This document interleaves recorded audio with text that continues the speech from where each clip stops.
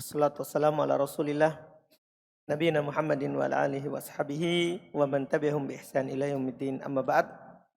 Alhamdulillah, kita lanjutkan lagi kajian kitab Ma'alim fi Thariqi Thalabil Ilmi karya Syekh Sadahan hafizallahu taala.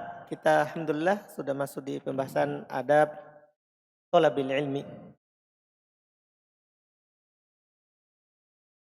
بسم الله الرحمن الرحيم. الحمد لله وحده والصلاة والسلام على من لا نبي بعده.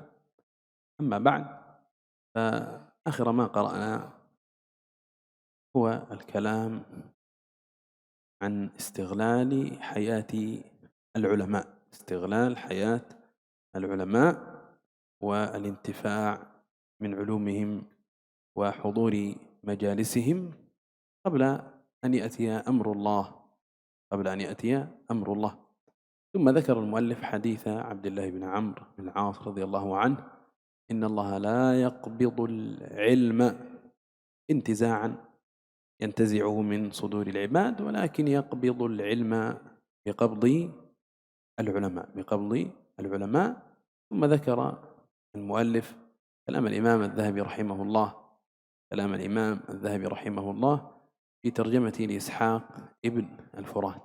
قال: فمثل هؤلاء الثلاثة لما ماتوا أجمعهم في سنة واحدة، قال: فمثل هؤلاء الثلاثة إذا خلت منهم مدينة في عام واحد فقد بان عليها النقص، بان على هذه البلدة النقص، لأنهم قد فقدوا 3 أعلام في زمن واحد، والله المستعان.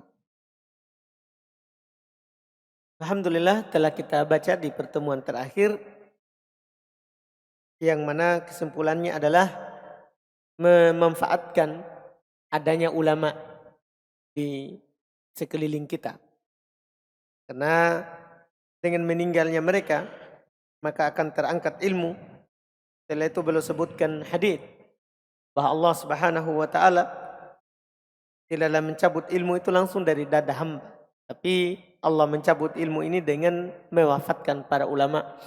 Dan beliau menukil kalamnya Al-Imam Adz-Dzahabi rahimahullah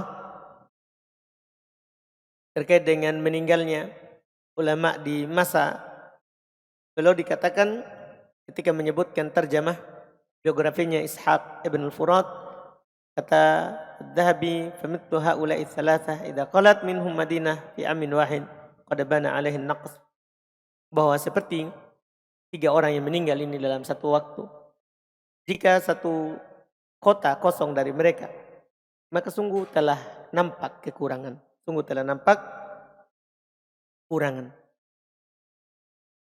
قال حفظه الله: فإن في وجود العالم حياة للقلوب قبل الأبدان، وحياة القلوب أعظم من حياة الأبدان.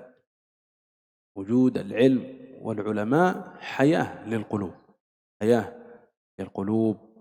بهم يتوصل إلى العلم، إلى السنة، إلى العمل، إلى الهدي النبوي. هم ورثة الأنبياء، وحياة القلوب أعظم من حياة الأبدان. قال ورحم الله شيخ الإسلام عندما قال: الرسالة ضرورية للعباد، الوحي نبوة ضرورية للعباد لا بد لهم منها، وحاجتهم إليها أشد من حاجتهم إلى كل شيء، والرسالة روح العالم ونوره وحياته، فأي صلاح للعالم إذا عدم الروح والحياة والنور؟ الدنيا مظلمة ملعونة إلا ما طلعت عليه شمس الرسالة. هذا أمر ظاهر. لذلك تجد في بعض البلدان، هذه بلدان الكفر، يظل الشخص منهم يأتي ما شاء من الشهوات ويتحصل على ما أراد، وإذا به بعد سنوات ينتحر لماذا انتحر وقد غذى نفسه بما شاء من الشهوات؟ ينتحر لأنه ما غذى قلبه، لم يرزق حياة القلب، لأنه لم يوفق إلى هذا الدين ولم يوفق إلى هذا العلم. Kemudian lanjutannya, kata beliau, sungguh adanya seorang alim itu merupakan kehidupan terhadap hati sebelum hidupnya badan. Dan hidupnya hati itu lebih besar daripada hidupnya badan. Allah Subhanahu wa taala merahmati Syekhul Islam Ibn Taimiyah ketika beliau berkata ar-risalah, adanya Rasul itu termasuk perkara yang darurat terhadap hamba. Adanya Rasul itu adalah perkara yang darurat terhadap seorang hamba. Karena mereka membutuhkannya, harus dari mereka. Dan kebutuhan mereka manusia kepada risalah itu lebih daripada kebutuhan mereka kepada segala sesuatu. Kenapa? Karena risalah, turunnya wahyu dari Allah Subhanahu wa taala, itu merupakan ruhnya alam semesta ini. Dia adalah cahayanya alam semesta, dialah hidupnya alam semesta ini. Maka kebaikan alam yang manakah kalau tidak ada ruhnya? Kalau tidak ada kehidupannya? Kalau tidak ada cahayanya? Dunia akan gelap. Dunia ini dilaknat. Kecuali dunia yang terbit padanya matahari kerasulan. Artinya ada ilmu. Dan ini kata Syekh nampak. Ini nampak sekali. Kita bisa melihat suatu daerah yang hidup tanpa ada ilmu. Mereka melakukan maksiat semaunya. Tidak ada cahaya ilmu. Memang nikmat. Dia merasakan dia bisa melakukan apa saja dengan badannya. Tapi itu akan cepat hilangnya. Karena mereka tidak punya cahaya ilmu. Mereka tidak ada cahaya ilmu yang tersebar di dalamnya. قال فالرسالة حياة للقلوب. الرسالة حياة للقلوب كما أن الطعام والشراب حياة للأبدان. إذن القلب له غذاء، البطن لها غذاء، والقلب له غذاء آخر وهي الرسالة. قال وشتان ما بين موت القلوب وموت الأبدان. موت الأبدان أهون بكثير من موت القلوب، ولو كان حيا يمشي على رجليه لكن قد مات قلبه، حرم من الخير ما حرم. قال إذن فهذه الحلقات وأولئك المشايخ الذين حصلوا علما وأفنوا أوقاتهم في التحصيل ثم فتحوا صدورهم قبل بيوتهم لنشر هذا العلم، يجب علينا أن نستغل وجودهم وأن نشمر ونبادر إلى حضور حلقات دروسهم قبل أن نفقدهم كما فقدنا بعضهم. نقل السمعاني أبياتا طيبة عن عبد الله الشافعي المراغي يحكي حكاية من فرط في حلقات العلم، وأن من استبدل هذه الحلقات بمجالس أخرى فقد استبدل الذي هو أدنى بالذي هو خير. يقول إذا رأيت شباب الحي قد نشأوا لا ينقلون قلال الحبر والورقا. يقول إذا رأيت الشباب في الحي شبوا وهم لا ينقلون الحبر، الدواه. قديما كانوا الناس يكتبون بالريش، فيحتاج حينئذ أن يغمس هذه الريشة أو طرفها بعلبة فيها الحبر، هذه الدواه. يقول إذا رأيت الشباب في سن الشباب وهم لا يحملون الكتب ولا يحملون هذه العبوات من الحبر. ولا تراهم لدى الأشياخ في حلق، لا يحضرون مجالس الشيوخ، حلقات العلم. ولا تراهم لدى الأشياخ في حلق يعون من صالح الأخبار ما اتسقا، يعون بمعنى يفهمون، من صالح الأخبار ما اتسقا ما انتظم الكتاب والسنة. فدعهم عنك واعلم أنهم همج رعاء قد بدلوا بعلو الهمة الحمقى.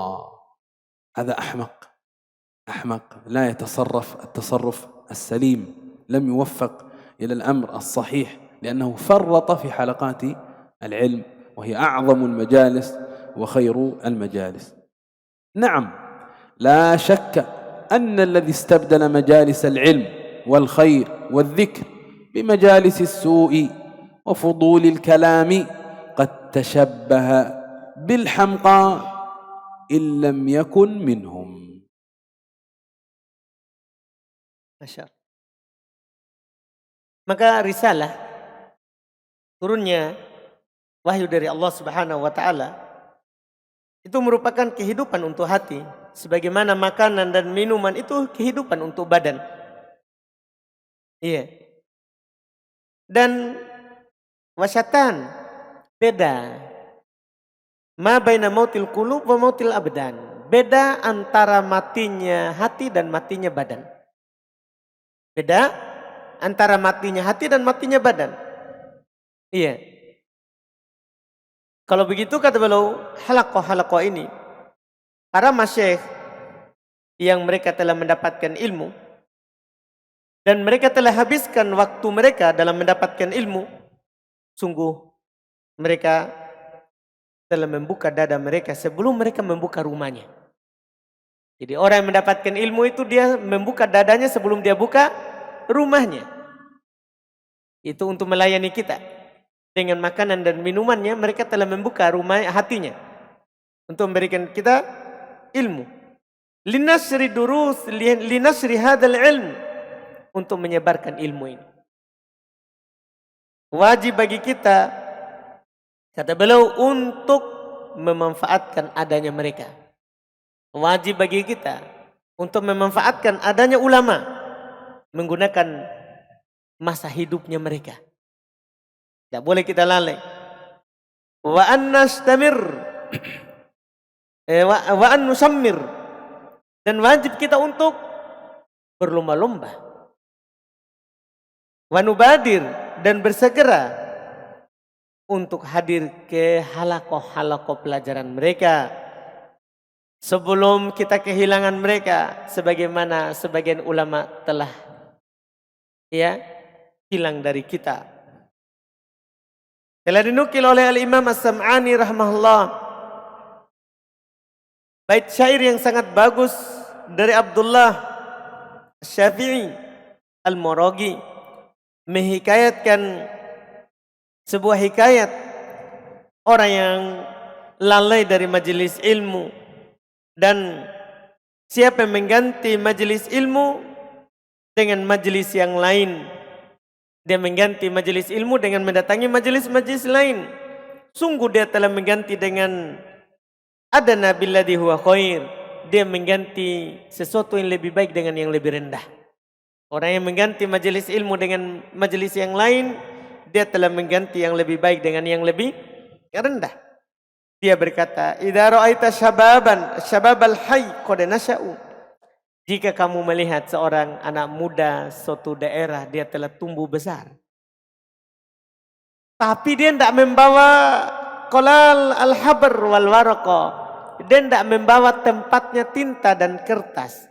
Dimaklumi kata Syekh, dulu orang kalau mau menulis pakai bulu. Yang mana ini nanti ini bulu ini dia celupkan di tempatnya tinta, di wadahnya tinta, kemudian dia pakai apa? Menulis. Itu makna kolal al-habr.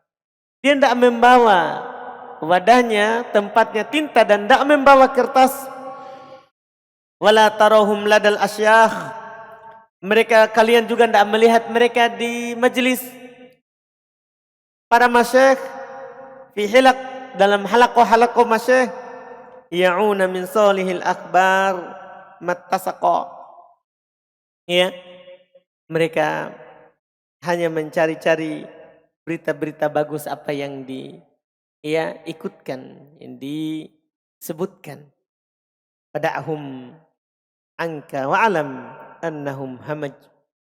Tinggalkan orang seperti itu. Anak muda yang seperti itu, tinggalkan. Ya. Dan ketahuilah mereka adalah orang yang bodoh. Mereka telah mengganti sesuatu yang tinggi dengan al-humqa, dengan kebodohan. Dengan kebodohan. Mereka mengganti majelis ilmu. Mereka tidak sibukkan masa mudanya untuk mendatangi halaqah para ulama. Ya. Mereka suka hanya perhatian terhadap berita-berita yang disebarkan. Tidak diragukan. Kata beliau, na'am, betul, tidak diragukan. Bahwa orang yang mengganti majelis ilmu, majelis kebaikan, majelis zikir dengan majelis su' dan hanya ucapan-ucapan yang tidak bermanfaat, sungguh dia telah mirip dengan orang yang bodoh. Kalau memang dia bukan darinya. Kalau bukan dari orang yang bodoh, dia mirip dengan orang yang bodoh. قال فالعاقل هو الذي يستغل كل ساعة من عمره. الأحمق يضيع وقته همج فيما لا ينفع. أما العاقل فإنه يستغل كل ساعة من وقته من عمره فيما ينفعه. قال لهذا كان بعض السلف يتحسر ويقول إذا مر علي يوم لم أزد فيه علما، لم أزدد فيه علما، فلا بورك لي في ذلك اليوم. إذن قيمة اليوم هي التحصيل، فاليوم الذي حصل فيه خيرا هذا يوم مبارك، واليوم الذي لم يحصل فيه ولم يزدد فيه علما هذا اليوم لم يبارك له فيه. قال وكان بعضهم شحيحا بوقته، معناه بخيلا حريصا على وقته لا ينفقه إلا فيما ينفعه. وانظر كيف كان يتعامل مع الذين يضيعون أوقاته.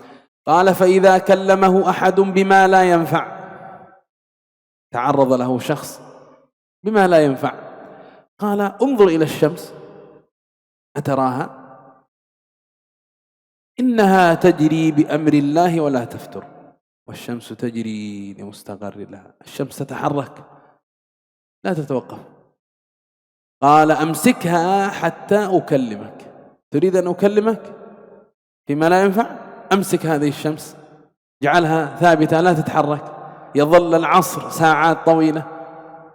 قال لأن الكلام معك فضول وإضاعة وقت، فإن لم آثم فلن أؤجر أو فلن أوجر. Kata beliau, hafizahullah, maka seorang yang berakal adalah seorang yang memanfaatkan setiap waktu dari umurnya. Oleh karena itu sebagian salaf mereka menyesal dan berkata, kalau lewat satu hari kepadaku dan saya tidak menambah ilmu, maka tidak diberkahi untukku pada hari itu. Ini hari yang bertambah padanya ilmu, dia adalah hari yang berkah baginya. Tapi kalau ada hari yang tidak ada tambahan ilmu terhadapnya baginya, itu hari yang tidak berkah baginya. Adalah sebagian mereka, bahkan sebagian mereka syahihan biwaktih. Sebagian mereka sangat kikir dengan waktunya.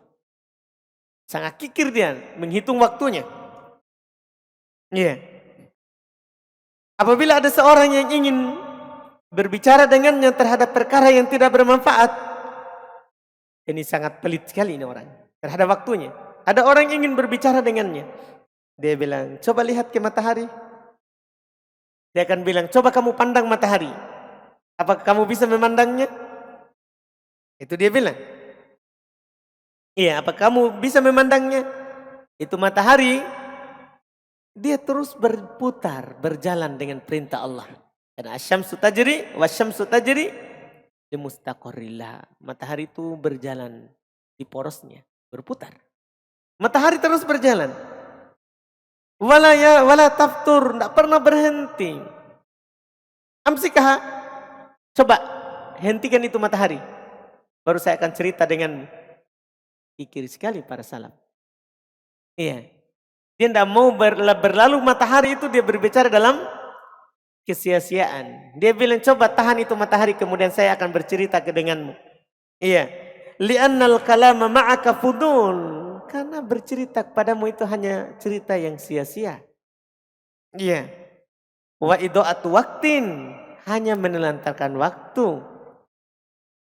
Kalau saya tidak berdosa, saya tidak akan diberi pahala. Saya tidak akan diberi pahala. Ini kikirnya mereka terhadap berlalunya waktunya. كل هذا منهم حرص على أوقاتهم، يعني الأوقات أغلى شيء، كما مر معنا قول الوزير ابن هبيرة: والوقت أنفس ما عنيت بحفظه وأراه أكثر ما عليك يضيع. قال: فينبغي ألا ندخر وسعا في التحصيل، ابذل جهدك قدر استطاعتك في التحصيل للعلم، وفي الجلوس عند العلماء، وفي النهل الأخذ بقوة بكثرة مما علمهم الله قبل أن نفقدهم، وقبل أن نندم على التفريط في بقائنا وإياهم على الحياة سويا، ثم ذهابهم دون أن نحصل من خلقهم وعلمهم وفقههم. فحضورك في مجالس العلماء أنت تبتغي بذلك تحصيل، تقصد بذلك تحصيل من خلقهم. مر معنا بالأمس السمت والهدي الدل. كان يحضر مجلس الإمام أحمد 5000 نفس، وغالب هؤلاء يحضرون إيش؟ ليأخذوا من سمته، خلقه، أدبه، هديه، وكذلك تحصل من علمهم وفقههم. Kemudian kata beliau, maka sepantasnya bagi kita untuk tidak menyimpan usaha kita, tidak menyimpan kekuatan kita. Artinya kita harus kerahkan. Iya, kerahkan seluruh kemampuanmu untuk duduk fit tahsil, untuk mendapatkan ilmu. Dan untuk duduk di sisi para ulama, wa fin nahl, dan untuk mengambil dengan banyak mimma 'allamahumullah qabla an nafqadahum, untuk mengambil banyak dari yang Allah Subhanahu wa taala ajarkan kepada mereka sebelum kita kehilangan mereka. Sebelum kita kehilangan mereka dan sebelum kita menyesal atas kekurangan kita dalam menghadiri majelis-majelis mereka. Kekurangan kita dalam menghadiri majelis mereka ketika mereka masih hidup, ketika kita dan mereka masih hidup sama. Kemudian pergi mereka tanpa kita mendapatkan apa-apa dari akhlak mereka, ilmu mereka, fikih mereka. Telah lewat kemarin, hadir di majelis Imam Ahmad 5.000 orang. Yang menulis hanya 500. Yang lainnya adalah mengambil bagaimana akhlaknya Imam Ahmad, bagaimana sifatnya, bagaimana samtnya, caranya dalam memberikan dan menjelaskan ilmu. قال: وينبغي أن نراعي الأمور التالية للاستفادة من حلقات العلم.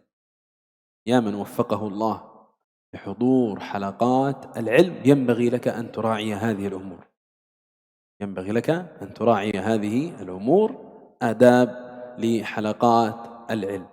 الأمر الأول مما ينبغي أن يراعى الإخلاص. الإخلاص لله عز وجل في أي أمر تقوم به.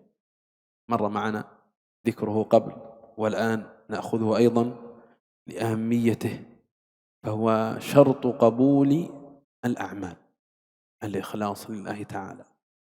قال: الأمر الأول الإخلاص، أن يكون ذهابنا إلى حلقات العلم وجلوسنا فيها وإيابنا منها خالصا لوجه الله تعالى، وأن لا يشوب ذلك، أي لا يخالط ذلك شائبة من رياء أو سمعة. لا يخالط حضورك هذه المجالس الرياء أو السمعة، أن تقصد بذلك الرياء مراءة أو السمعة. قال: وقليل من يسلم، وقليل من يسلم. الله المستعان. ذلك يحتاج إلى جهاد عظيم أن تجاهد نفسك. مر معك قول الإمام سفيان رحمه الله: ما عالجت شيئا أشد علي من نيتي. النية، إخلاص، هذا أمر عظيم. قال: وقليل من يسلم ولكن الله لطيف بعباده والذين جاهدوا فينا لنهدينهم سبلنا. الله كريم لطيف رحيم. فقد يعتري النية يعني يخالطها ما يعتريها من شائبة حب السمعة أو حب الشهرة أو حب الرياء، لكن العبد إذا كان مجاهدا كارها لهذا داعيا ربه متضرعا مستكينا خاضعا، فإن الله عند حسن ظن عبده به، إن خيرا فخير وإن شرا فشر. Kemudian kata beliau, sepantasnya kita memperhatikan perkara-perkara berikut ketika kita mengambil faedah dari halakat ilmu, yaitu wahai, kata Syekh, orang yang diberikan taufik untuk menghadiri majelis-majelis ilmu, hendaklah kita memperhatikan perkara-perkara berikut. Yang pertama, kita harus ikhlas. Yang pertama, kita harus ikhlas. Sudah lewat bersama kita pembicaraan tentang ikhlas, dan di sini diulang lagi karena penting. Yaitu perginya kita ke majelis ilmu, duduknya kita di majelis ilmu, kembalinya kita dari majelis ilmu, hendaknya selalu ikhlas mengharap wajah Allah Subhanahu wa taala. Tidak dicampuri hal tersebut oleh cacat-cacat berupa riya, ingin didengar, dan sedikit sekali yang selamat dari ini. Sedikit yang selamat dari ini. Akan tetapi Allah Subhanahu wa taala latifun bi'ibadih. Allah maha lembut terhadap hamba-hambanya. Iya, artinya siapa yang bersungguh-sungguh melawan dirinya dari ingin dilihat, ingin didengar, maka Allah Subhanahu wa taala akan membukakan jalan untuknya. Seperti firman Allah, walladzina jahadu fina lanahdiyannahum subulana. Dan terkadang niat ini ya'tari ma ya'tariha min syaibati hubbus sum'ah. Kadang niat ini bercampur dengan apa yang bercampur dengannya, seperti suka didengar, cinta ketenaran, ingin dilihat. Akan tetapi jika seorang hamba bersungguh-sungguh, dia tidak senang untuk dilihat, untuk didengar, dia hanya berdoa kepada Rabb-Nya dalam keadaan tunduk dan penuh dengan ketenangan, maka Allah Subhanahu wa taala tergantung dari sangkaan baik hambanya. Kalau baik maka akan baik, tapi kalau buruk maka akan buruk pula. قال: وبكل حال فيعتري النيات ما يعتريها، يطرأ عليها ويخالطها ما يخالطها مما تقدم من الرياء، شهرة، سمعة، والتصدر، هذه كلها قد تحصل للنيات. قال: خاصة إذا فاق أقرانه في التحصيل، لا سيما عند من قد فاق أقرانه، صار أحسن من إخوانه في الحلقة، في الحفظ، في الفهم، تحصيل. قال فعلينا أن نلازم الإخلاص لله، وأن نحاول جاهدين أن نبعد عن النيات ما يكدر صفوها. النية لابد أن تكون صافية، فلا تكدرها بما يفسدها ويعكر نقاءها. فإذا علم الله ذلك منا، علم منا أننا نجاهد أنفسنا لنبعد عن النيات ما تقدم، وصدقنا النية في الطلب، فلن نرى من الله تعالى إن شاء الله إلا ما يسر. قال تعالى والذين جاهدوا فينا لنهدينهم سبلنا وإن الله لمع المحسنين. قال ولقد ذكر بعض أهل العلم أن طالب العلم قد يجد عنة ومشقة وصعوبة في مجاهدة نيته، لكن هو مأجور إذا بذل ما يستطيع في تقويم هذه النية، لأن النية أمرها عظيم. وإذا كان سلفنا يتحاشون سوء نياتهم أن يتطرق لها دخن أو لوثة من حب رياء أو شهرة، فأين منزلتنا من منزلتهم؟ سلفنا الصالح وهم على ما كانوا من الخير والاستقامة والإقبال على الله عز وجل كانوا يعالجون نياتهم ويجدون من المشقة ما يجدون، فما بالك بنا نحن في هذا الزمان الذي كثرت فيه الفتن والملهيات، والله المستعان.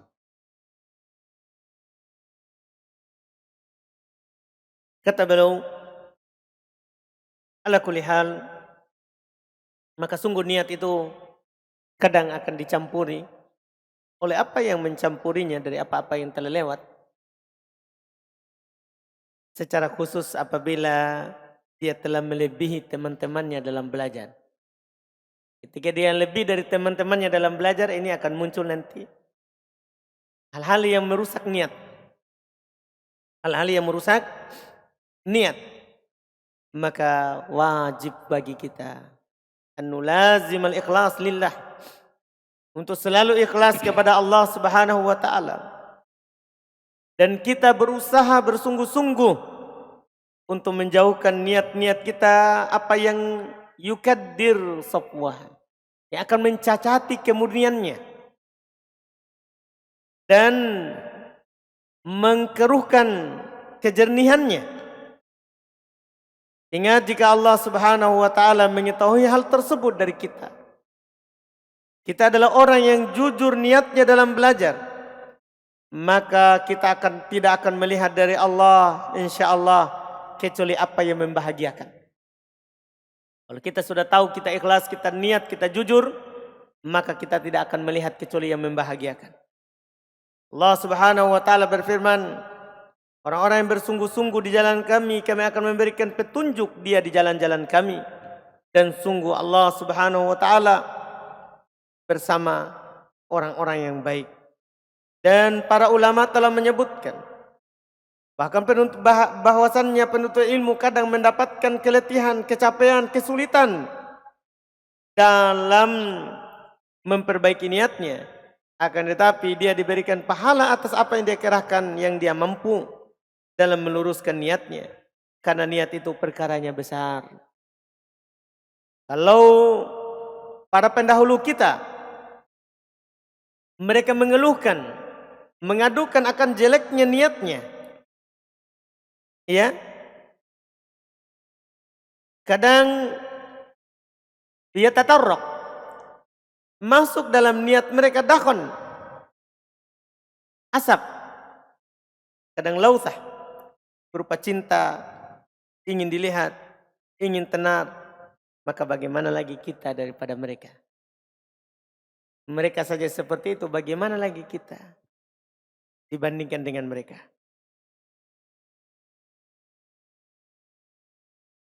فلزاما علينا أن نضرع إلى الله، نضرع إلى الله، نتضرع، نلح في الدعاء أن يرزقنا الإخلاص في جميع أمورنا. إخلاص مطلوب كما مر في أي أمر تقوم به، وأن نفعل الأسباب المعينة على ذلك، نبذل الأسباب ونسأل الله عز وجل أن يرزقنا القيام بها. قال الإمام الخطيب البغدادي رحمه الله تعالى: ثم إني موصيك يا طالب العلم بإخلاص النية في طلبه وإجهاد النفس على العمل بموجبه.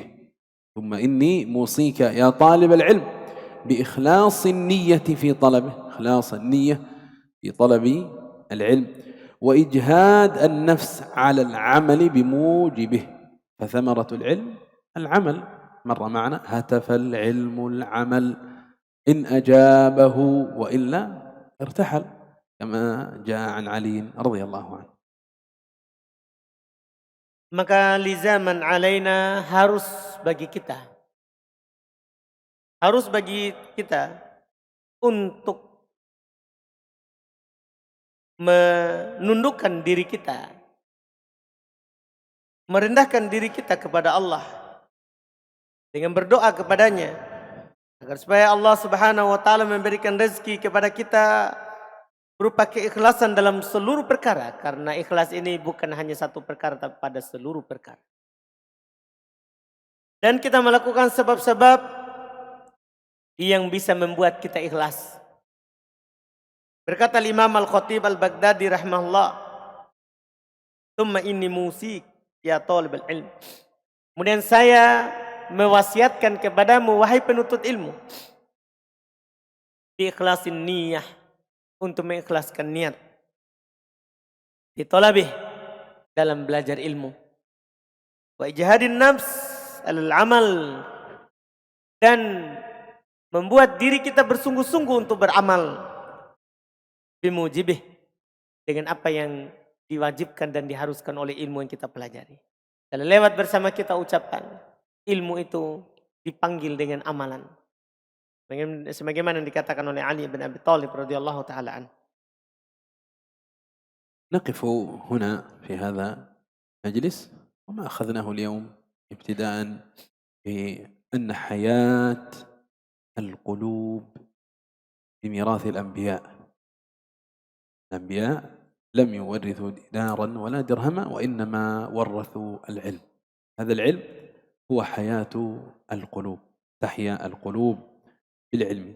ثم مر معنا أن قيمة الإنسان ما يتعلمه، ومر بنا أيضا حرص السلف على أوقاتهم، وأنهم يعتبرون بركة اليوم هي الازدياد من العلم. اليوم الذي لم يزدد فيه علمهم قالوا لم يبارك لنا فيه. ثم ذكر المؤلف ما ينبغي أن يراعى في حضور حلقات العلم، حتى تحصل الفائدة بحضورها.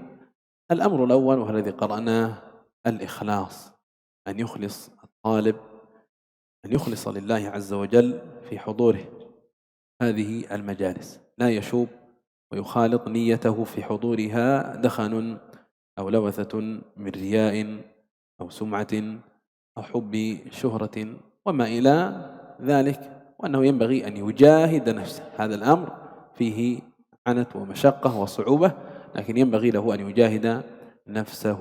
والذين جاهدوا فينا لنهدينهم سبلنا وإن الله لمع المحسنين. Kita cukupkan sampai di sini. Kita telah ambil di pertemuan ini bahwa ilmu itu, warisan para nabi, para rasul, itu adalah sebab hidupnya hati. Sebab hidupnya hati. Dan beliau juga sebutkan kebutuhan kita lebih besar daripada itu, daripada makanan dan minuman. Terus beliau juga menukil bagaimana para pendahulu kita, mereka sangat semangat dalam memanfaatkan waktu mereka. Bahkan mereka menganggap bahwa harinya dengan mendapatkan ilmu itu hari yang berkah. Tapi kalau harinya tidak mendapatkan ilmu, maka itu adalah hari yang tidak berberkah. Dan juga beliau menyebutkan hal-hal yang perlu diperhatikan ketika kita menghadiri majelis ilmu. Yang pertama, ikhlas. Kita ikhlaskan niat dalam belajar, dalam mendapatkan ilmu, dan menghindarkan diri dari hal-hal yang mengkotori niat itu, berupa riya, sum'ah, ingin tenar, dan yang lain-lainnya dari perkara-perkara yang akan mencacati, mengkeruhkan, dan mengotori dari niat kita yang baik. إذا نقف هنا إن شاء الله، نكتفي بهذا القدر. سبحانك وبحمدك، لا إله إلا أنت، نستغفرك ونتوب إليك. السلام عليكم ورحمة الله وبركاته.